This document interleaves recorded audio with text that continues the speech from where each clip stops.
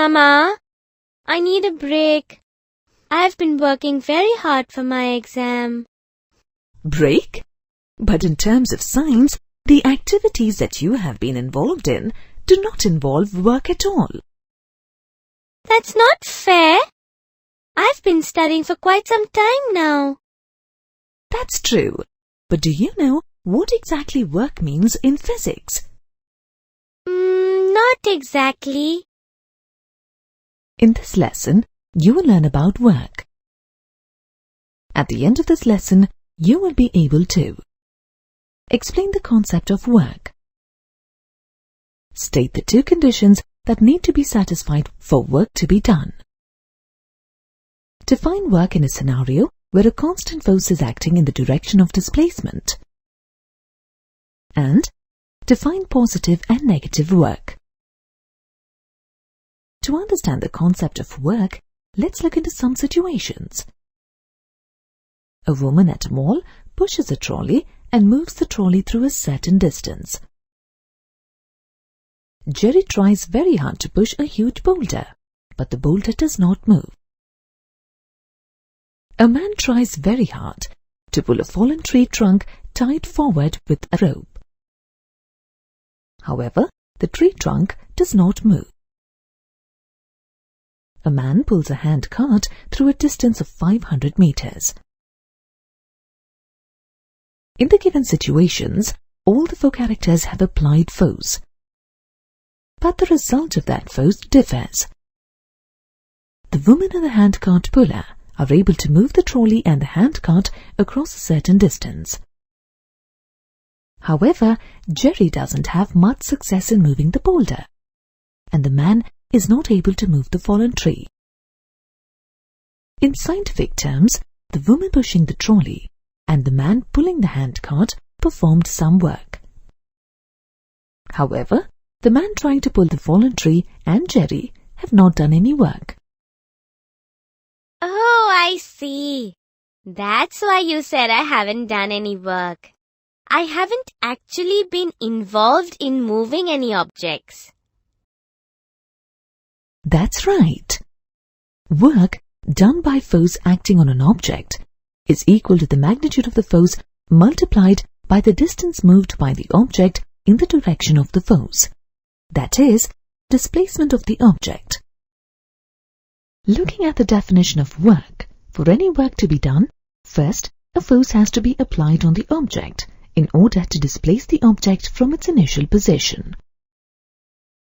The initial position of an object could be the position of rest. Therefore, the two conditions that need to be satisfied to say that work is done are: a net force should act on an object.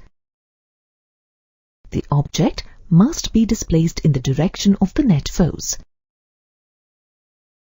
Now let's check how clear your understanding is about the concept of work.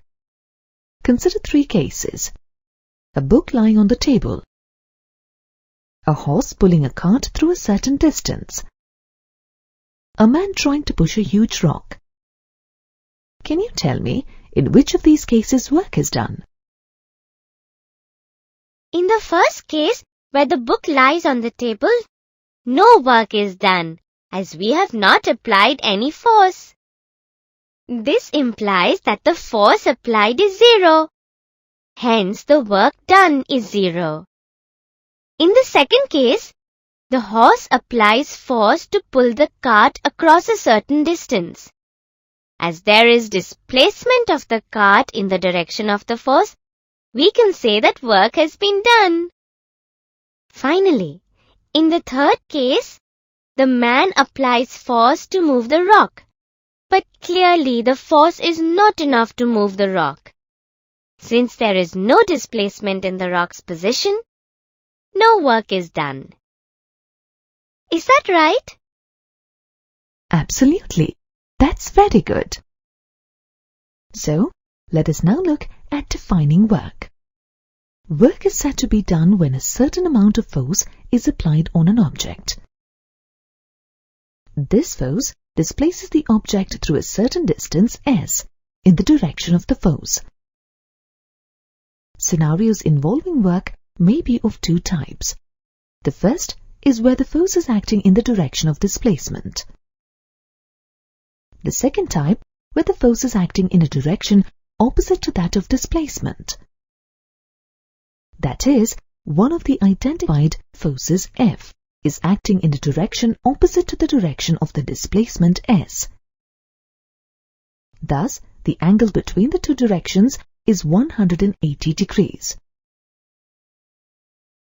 Let the work done be W, the force acting on an object be F, and the displacement of the object be S.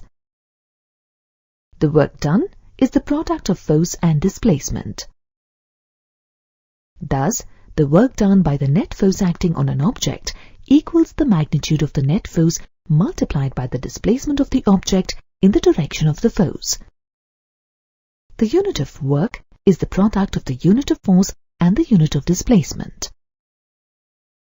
In the SI system, unit of force is expressed in Newton and the unit of displacement is expressed in meters. Therefore, the unit of work is Newton meter. In the honor of scientist James Presford Joule, 1 Newton meter is referred to as joule, denoted by the letter J. Thus, 1 joule is defined as the work done when the net force of 1 Newton acts on a body and displaces it in the direction of the force by 1 meter. In the CGS system, the unit of force is dyne, denoted by dyn, and the unit of displacement is centimeter, denoted by cm. Therefore, the CGS unit of work is dyne centimeter. 1 dyne centimeter is referred to as erg.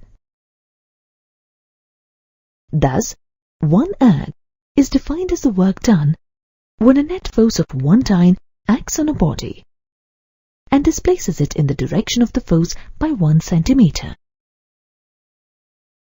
Are joule and erg related then? Sure they are. Let's determine how exactly they are related. A force of 1 Newton is equal to 10 raised to the power 5 dyne. A displacement of 1 meter is equal to 100 centimeters. Thus, the work of 1 joule is equal to the product of 10 raised to the power 5 dyne and 100 centimeters. This is equal to 10 raised to the power 7 dyne centimeters, as 1 dyne centimeter is equal to 1 erg. We get 1 joule is equal to 10 raised to the power 7 erg. What about the path followed by an object regarding the calculation of the work done on it? Doesn't that affect the work done in some way? Not really. Consider an object displaced from the point A to the point B on the application of a constant force F. The object can be displaced from A to B in any of the paths, that is, P1, P2 or P3. But the displacement of the object still remains the same, that is, S, the shortest path from A to B. Work is equal to the product of force and displacement. As you can see, force and displacement are constant regardless of the path the object traverses.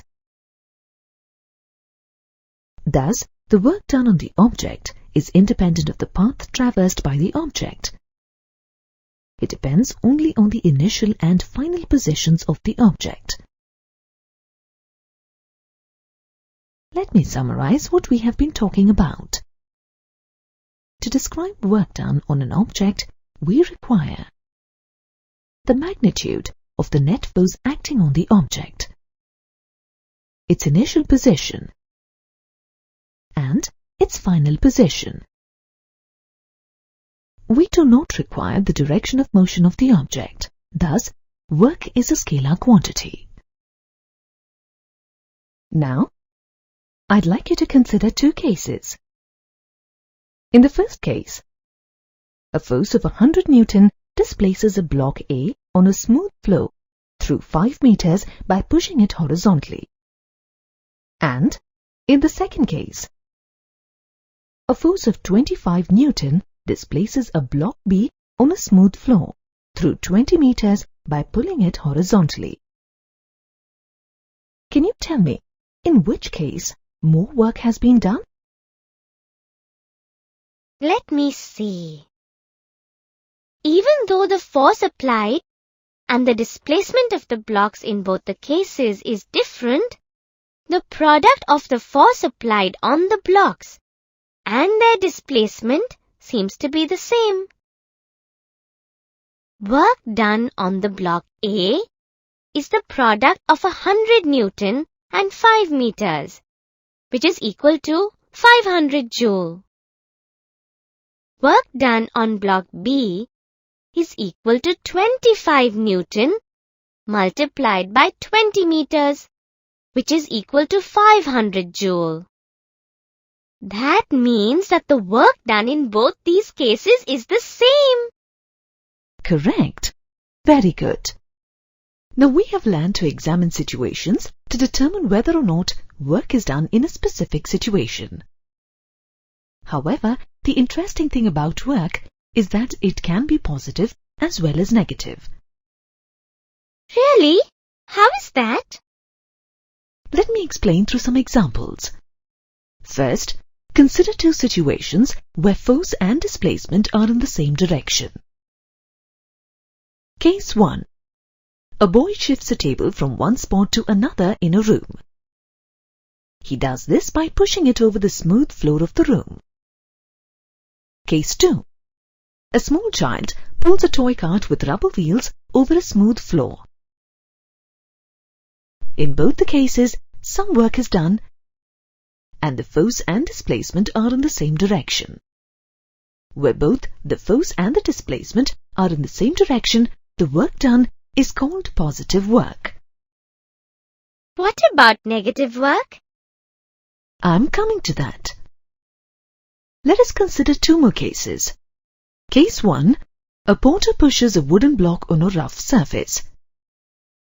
Here, the porter applies force on the block in the forward direction. This force does positive work since the direction of the applied force is the same as that of the displacement of the block. However, the frictional force on the block does negative work since the direction of the frictional force on the block is opposite to that of the displacement of the block. Case 2. A stout person is walking. A lean man tries to stop him. The stout man overcomes the force applied by the lean man and continues to walk, but he is walking slower than before. Here, the direction of the force applied on the stout person is opposite to that of his displacement. Thus, the work done on the stout person by the lean person is negative. So we can say that when the force acts in a direction opposite to the direction of displacement, the work done is negative. In such situations, the work done by the force F is taken as negative and denoted by the minus sign. The work done by the force is the product of F and minus S, or the product of minus F and S. Okay, I think I got it. This brings us to the end of this lesson on work. In this lesson, you learned what work means in terms of signs. You also learned to distinguish between positive and negative work, as well as calculate work done. The section on solved problems provides you an opportunity to review some model problems based on these concepts. To revisit the key points covered in this lesson, please review the flashcard at the end of this lesson. Can we go home now? We'll have to wait a bit. We need solar energy to charge our batteries. The ship won't work without it.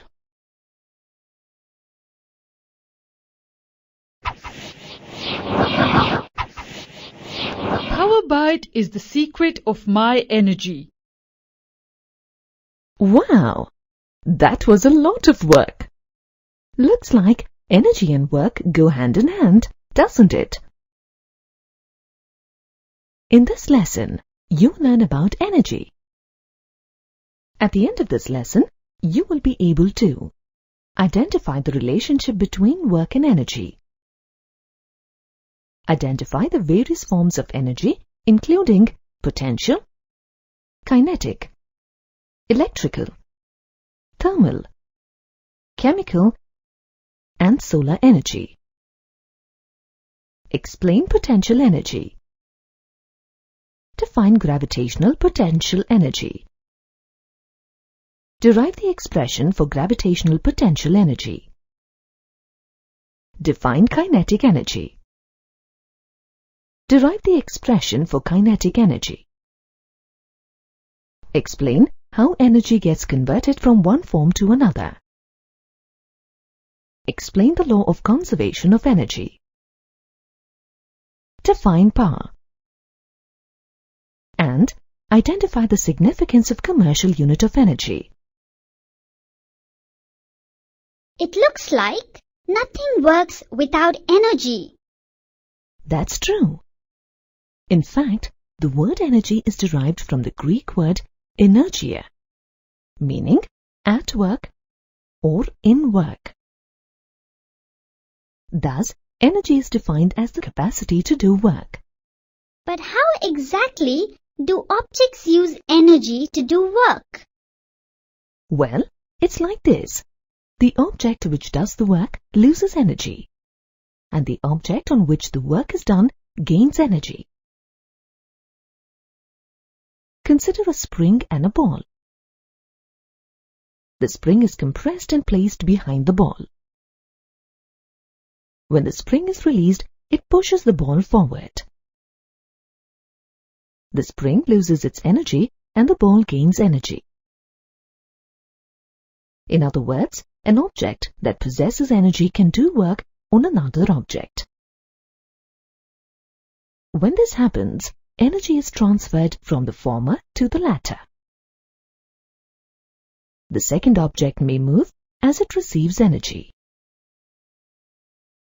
Oh, so work is basically a transfer of energy. So how about the unit of energy? Good thinking. The unit of energy is the same as that of work. Thus, the unit of energy in the SI system is joule, and in the CGS system, erg. Like work, energy is also a scalar physical quantity. You can find energy in different forms. Energy of an object due to its position or arrangement in a system is called potential energy. For example, the work done in winding the key of a toy car is stored in the form of potential energy in it. This energy is released as the spring unwinds and sets the car in motion when it is left free on the floor. Further, consider the bow and arrow system. When the bow is stretched, the arrow gains potential energy. Another example is of water in a reservoir. This water has potential energy. This potential energy converts to another form of energy called kinetic energy when the water is released and can work to generate electricity. And that brings us to electrical energy, something without which we would find it difficult to work and perform simple tasks. This energy enables the functioning of various electrical appliances and machines such as refrigerators, televisions, computers, and much more. Now, observe this boy kicking a ball. This ball moved with energy called kinetic energy. The energy possessed by a moving object is kinetic energy. Another form of energy that we take for granted in our daily lives is light. The energy that gives us the sensation of vision is light energy. But how is light energy used to do work? Well, light is a major component of the solar energy that we receive from the sun. For a more direct example, think of photosynthesis, a process where light energy is used by the plants to make food. Thermal energy or heat energy is the energy that gives us the sensation of heat. For instance, heat energy produced from the flames in a gas stove helps cook food. Oh, power cut. Let me find my torch. Another form of energy, light energy. Actually, light energy produced by the torch is a result of the chemical energy stored in the battery. Chemical energy is a part of the energy released during a chemical reaction in the battery. In this lesson, we will focus on potential energy and kinetic energy. As mentioned earlier, energy stored in an object due to its position or arrangement in a system is known as potential energy. Observe the child winding a key in the toy car. The key is actually connected to a spring. Potential energy is stored in the toy by the winding of the spring in the toy by the child. This spring, when released, enables the toy to move. That's how the toy is set in motion when put back on the floor after winding. So every object that's above ground level has some potential energy? That's right. When an object is at a certain height from the ground or any reference level, it is said to possess potential energy. This energy is called gravitational potential energy. This energy is the work done in raising an object from the ground to a certain point against gravity. Look at these two objects. A book on a table and a book on the top shelf of a cupboard. Which of these do you think has a higher potential energy? I would say the book on the top shelf of the cupboard. Correct. The higher the object is raised, the more is the gravitational potential energy stored in it. That's why a rock resting on the edge of a cliff high above the ground possesses high gravitational potential energy in comparison to the other objects which are relatively at a lower height than the cliff. But how would I know how much gravitational potential energy an object has? We can derive an expression for it. Consider an object being lifted to a height h from ground level. Potential energy stored in the object is equal to the work done on the object. Further, the work done upon the object is equal to the product of applied force and the displacement caused. We can determine the displacement of the object by measuring the height through which it has been lifted. Now let's determine the applied force on the object. In this case, the applied force on the object equals the weight of the object. The weight of an object is equal to the product of the mass of the object and the acceleration due to gravity. Hence, gravitational potential energy of an object is the product of its mass, its acceleration due to gravity, and the height through which it is raised. Raised from what? Does height always refer to height from the ground? That's a good question. To calculate the gravitational potential energy of an object, it is important to get the reference level right. Let's consider 4 cases to understand the gravitational potential energy of an object with respect to different reference levels. Case 1. Consider a wooden block of mass 10 kilograms placed on the surface of a table of height 2 meters. If acceleration due to gravity is 9.8 meters per second squared, then the gravitational potential energy of the block with respect to the floor is the product of its mass, acceleration due to gravity, and its height from the floor. Calculations show that the gravitational potential energy of the block is 196 joule. As you can see, these calculations determine the gravitational potential energy of the block with respect to the floor. Hence, here, the floor is the reference level. Now let's consider case 2, where a stool that is half a meter tall is placed beside the table. The potential energy of the block with respect to the stool is the product of its mass, acceleration due to gravity, and the difference between the height of the table and the stool. That is 147 joule. Here, the surface of the stool is the reference level for the calculation for the gravitational potential energy. Can there be a case where the gravitational potential energy of the block on the table is 0? That's what I was coming to. In the third case,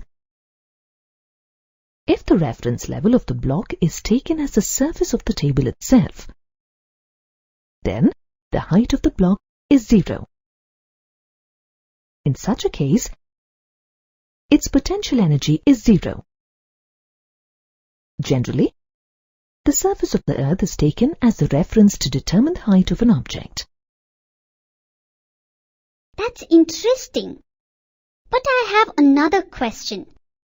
From the examples we have seen so far, gravitational potential energy always seems to be positive or 0. Is it possible for the block to have negative gravitational potential energy? Yes. Case 4 illustrates such a situation. Suppose the block is placed on the surface of the stool. In such a situation, if we take the reference level of the block as the surface of the table, then the potential energy of the block is negative. As you can observe, the value of the height of the block with respect to the table is the same as that in the second case, which is 1.5 meter. Even the value of acceleration due to gravity and mass of the block remains constant. The difference in this case is that the height of the block is measured downwards. Unlike the first 2 cases, where the height of the block is measured in the upward direction. When height is measured in the upward direction, it is considered positive. However, when measured in the downward direction, height is considered negative. We can obtain the value of gravitational potential energy of the block, in this case by substituting the values of mass, acceleration due to gravity, and height of the block in the expression PE is equal to mgh. The height in this case being negative, the gravitational potential energy of the block in this case is minus 147 joule. We just learnt about potential energy in objects with reference to a specific level. But what happens when these objects are moved? For example, when a coconut drops from a tree onto wet sand. Well, I can see a depression where the coconut dropped on the sand. True. In motion, the coconut does some work because it now has energy due to movement. The energy possessed in a moving object is called kinetic energy. Now let's see what happens if we again drop the coconut from a lesser height, say 1 meter. It still makes a depression on the sand. But this depression is not as deep as the one made earlier by the coconut that dropped from the tree. That's because the first time the coconut was dropped from a greater height and hence had higher speed. This gave it more energy to do work. Thus, more work was done when the distance travelled by the coconut was more. Okay, so, like potential energy, there must be a formula for calculating kinetic energy. Yes. Let's derive the formula to calculate kinetic energy of a moving object. Consider an object of mass m, initially at rest. Thus, its velocity initially u is 0. Let us assume that a constant net force F acts on the body for t seconds and brings it to motion in the direction of the force. At the end of t seconds, let v be its velocity, s be its displacement during the interval t, and a be the acceleration produced in the body.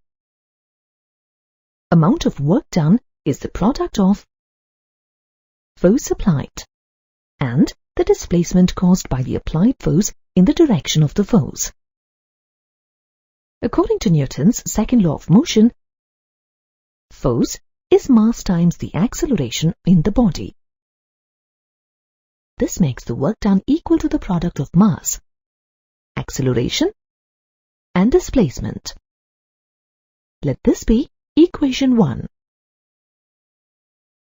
According to equations of motion, for a body in linear motion, the relation between initial velocity u, final velocity v, acceleration a, and the displacement of a body s is given as v square is equal to u square plus twice the product of a and s. Thus, acceleration a is equal to v square minus u square divided by twice s. Let this be equation 2. Substituting equation 2 in equation 1, we get the work done as half of mass m multiplied by the difference of v square and u square. As the final velocity v of the body is greater than its initial velocity u, the work done is equal to the change in its kinetic energy. However, the initial velocity of the body is 0. Therefore, we get kinetic energy as half the product of mass and velocity squared. You said the work was done by kinetic energy. But then, what happened to the potential energy of the coconut when it dropped down? The potential energy got converted to kinetic energy as the coconut gained velocity during its fall. In fact, conversion of energy from one form to another is a very common phenomenon observed in our daily life. For example, in a microwave oven, the electrical energy is converted into thermal or heat energy. This heat produced in the oven enables us to bake food in the oven. An electric bulb is another example where electrical energy is converted into light energy, as well as heat energy. What about a fan? In a fan, electrical energy is converted into mechanical energy. Another interesting example of conversion of energy is a catapult. When you stretch the catapult with a stone in it the stone gains potential energy due to the stretch of the elastic bands of the catapult. Once the stone is released from the catapult, the potential energy of the stone is converted into kinetic energy. With this energy, it can hit a target. And finally, the colorful displays from firecrackers also involve conversion of energy.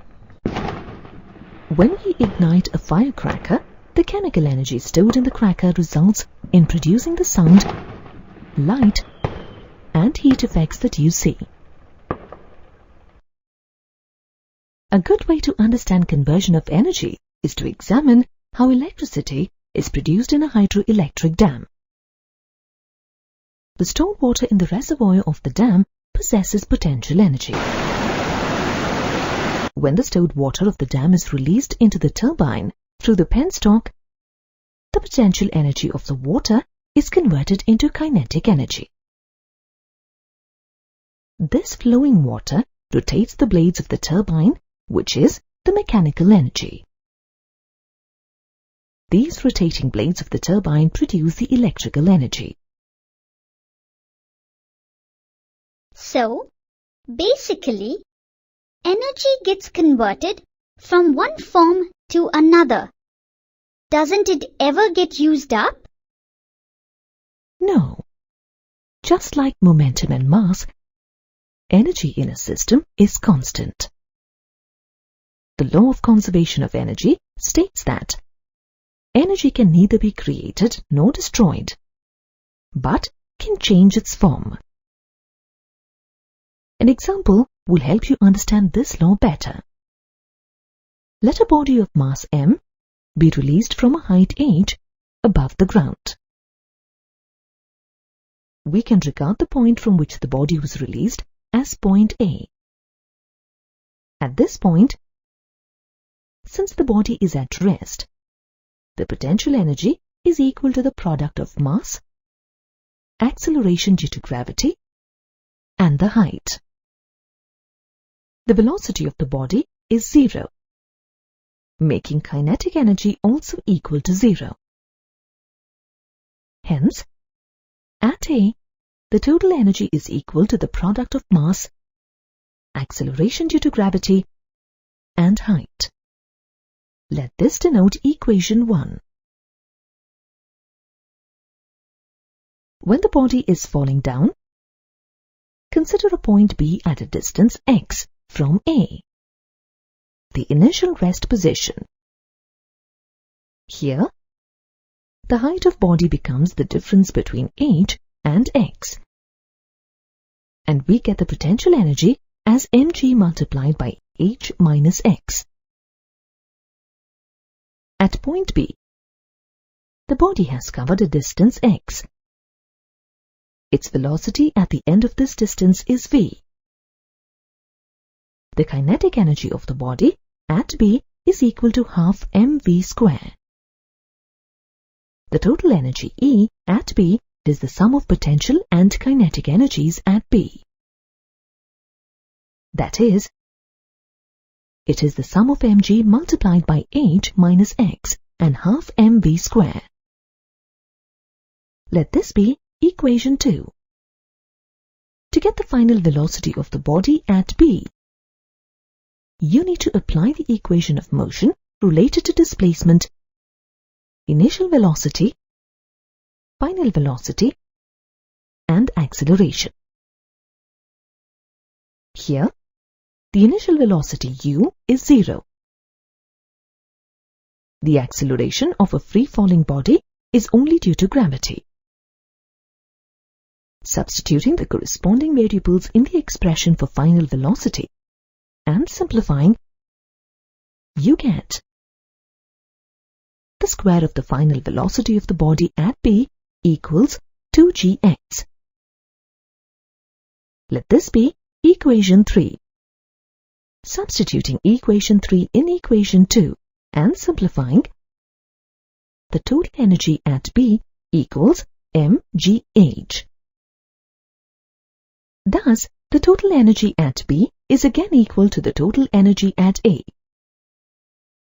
Let this denote equation 4. When the body reaches the ground at point C, the potential energy is 0, since the height of this body from the ground is 0. At this point, the body has covered a distance h from its initial position A. Let the velocity of the body at C be v. Its kinetic energy at C is equal to half mv square. The total energy E at C is the sum of the potential and kinetic energies at C. That is, the sum of 0 and half mv square. Let this be equation 5.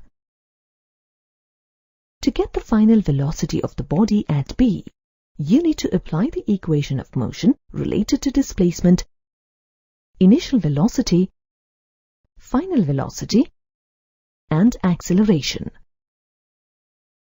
Here, the initial velocity u is 0 at A.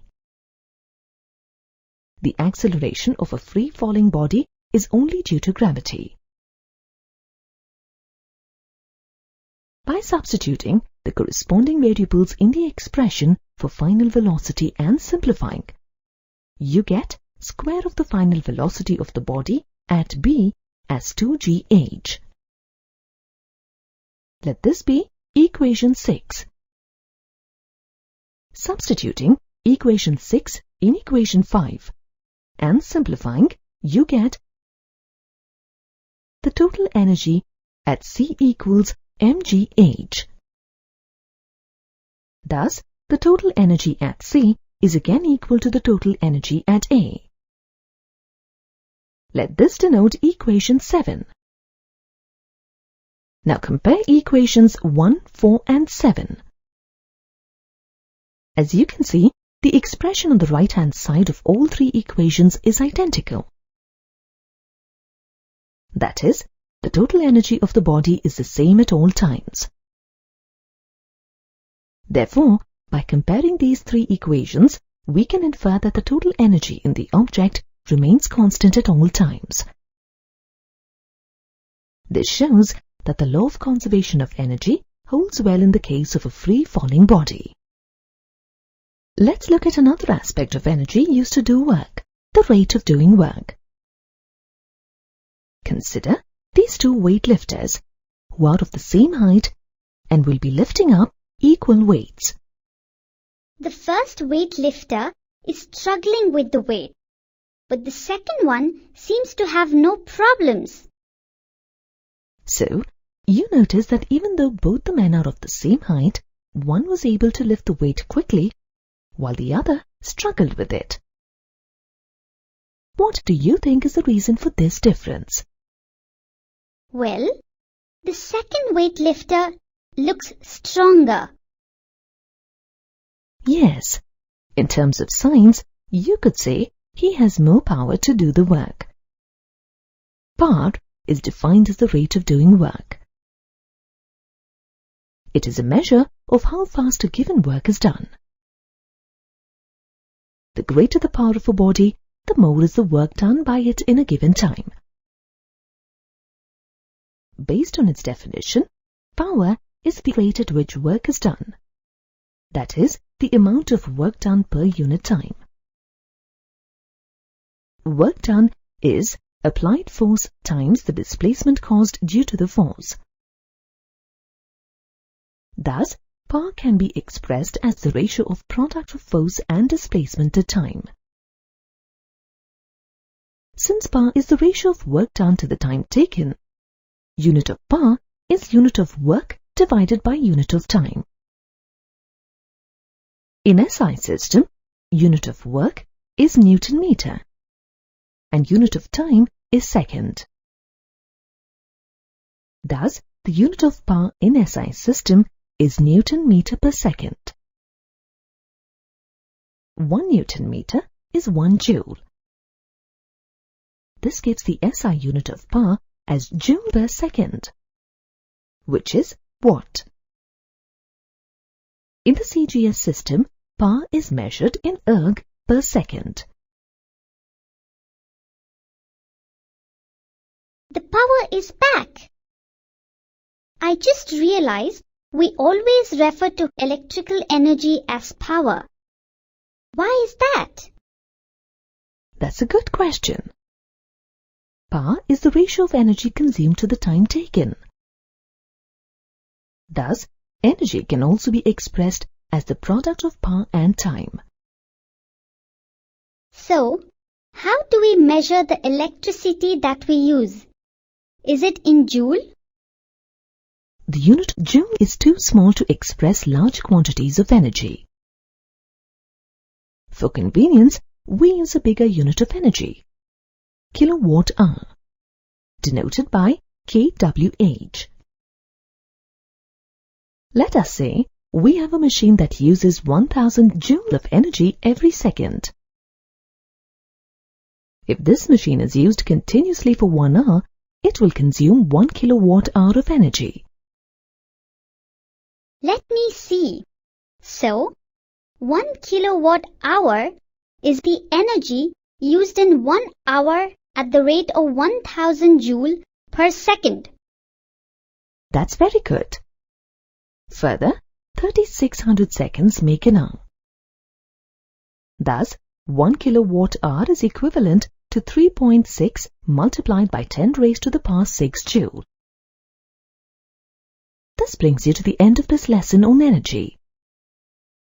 In this lesson, you learned about the significance of energy, various types of energy, and how to calculate the energy of an object.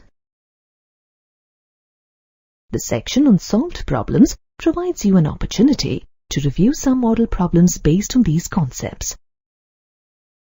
To revisit the key points covered in this lesson, please review the flashcard.